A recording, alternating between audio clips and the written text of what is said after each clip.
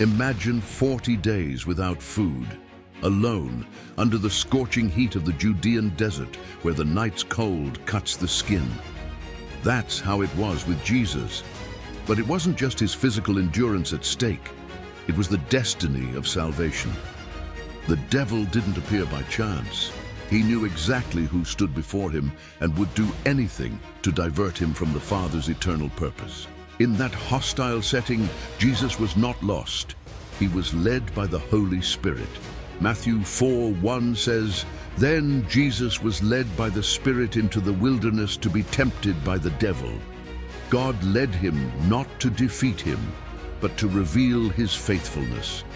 One of the deepest battles in history was beginning, not with swords, but with words, not with violence, but with temptations.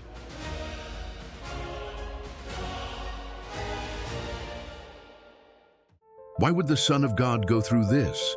Because the wilderness is a symbol of testing and revelation. Israel failed there, murmured, disobeyed, fell. Now Jesus, the true Son, would walk the same path to win where all had failed. He would face not only hunger and loneliness, but the very adversary of humanity, Satan. Before continuing, I invite you to check the video description and pinned comment.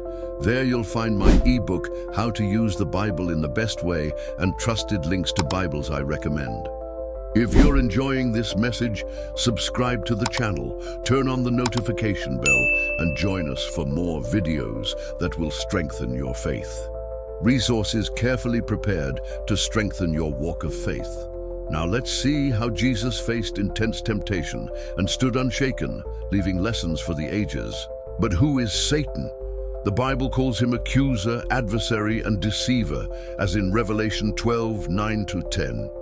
Many see Isaiah 14 and Ezekiel 28 as symbolic references to his fall, a perfect cherub who became proud.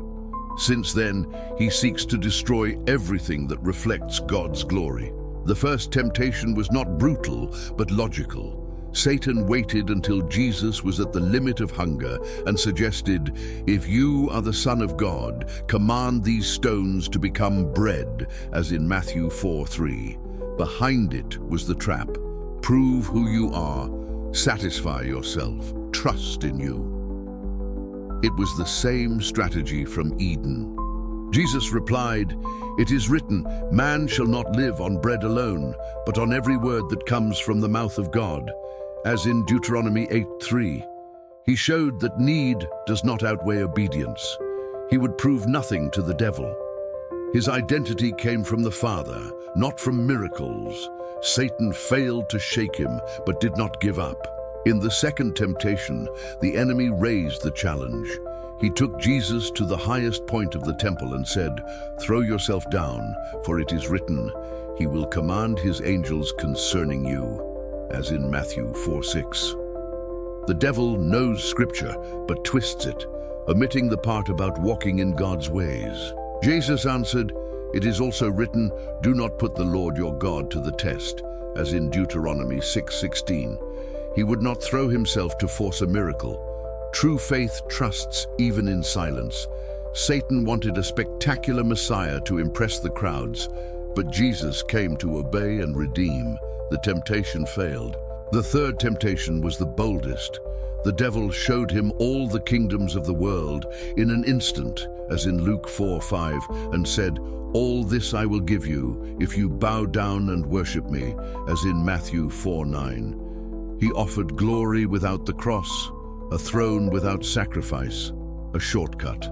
Jesus didn't hesitate. "Away from me, Satan, for it is written, worship the Lord your God and serve him only," as in Deuteronomy 6:13.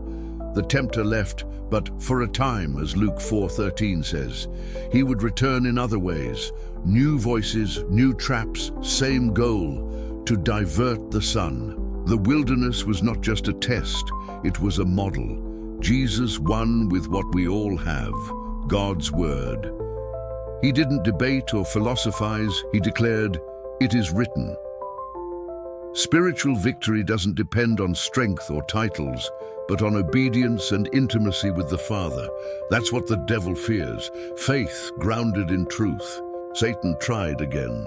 When Jesus said he would die, Peter replied, "This shall never happen to you," as in Matthew 16:22. It sounded like care, but was temptation in disguise. Jesus said, "Get behind me, Satan," in verse 23. The enemy can speak through even close people to pull us from God's plan. During his ministry, the devil worked in the shadows, stirring leaders, manipulating crowds, hardening hearts, even on the night of betrayal. Luke 22:3 says, "Then Satan entered Judas." The same enemy from the wilderness now possessed a disciple, leading events to the cross. He thought it was checkmate. But the cross was not defeat, it was surrender. Jesus said, "It is finished," as in John 19:30, mission accomplished. The veil was torn, hell trembled, the price was paid. Sin's dominion was broken. What began with temptation in the wilderness ended with victory on the cross, in love and surrender. Paul wrote, "Having disarmed the powers and authorities, he made a public spectacle of them, triumphing over them by the cross," as in Colossians 2:15. Jesus won, exposed deception, and broke the enemy's power. Satan still acts but is condemned. The same weapon remains: word, faith, obedience.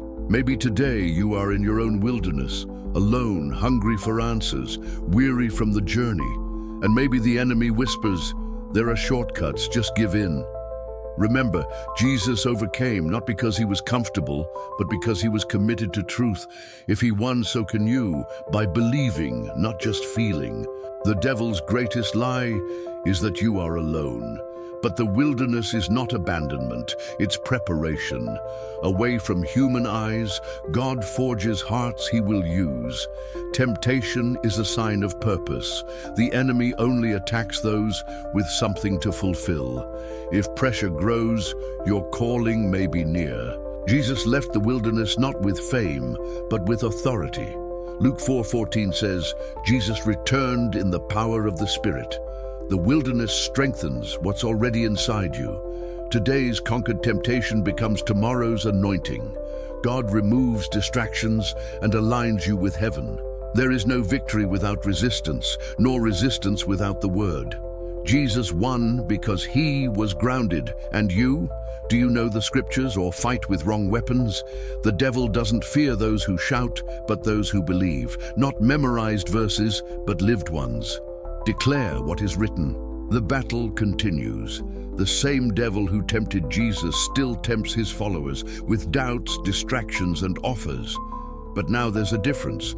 Jesus already won for you. The cross sealed victory. When he recalls your past, remind him of his future. The devil will be thrown into the lake of fire. Revelation 20:10. The devil's end is set. Until then, he will try to take many with him. That's why this matters. Maybe your faith is tested and temptation seems logical. Resist.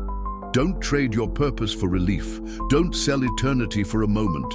Saying no to the devil is saying yes to heaven. If you have drifted from God or fallen into traps, there is still time. The Savior who won in the wilderness and on the cross is with open arms. John 6:37 says, "Whoever comes to me, I will never drive away." What matters is not where you've been, but the direction you choose now. If this message spoke to you and you want to grow in faith, get our ebook, How to Use the Bible in the Best Way, to study deeply and do powerful devotionals. Also, get your Bible through the safe links in the description and pinned comment. These are tools for your spiritual growth. If you want to give your life to Jesus, write, "I accept you, Lord Jesus."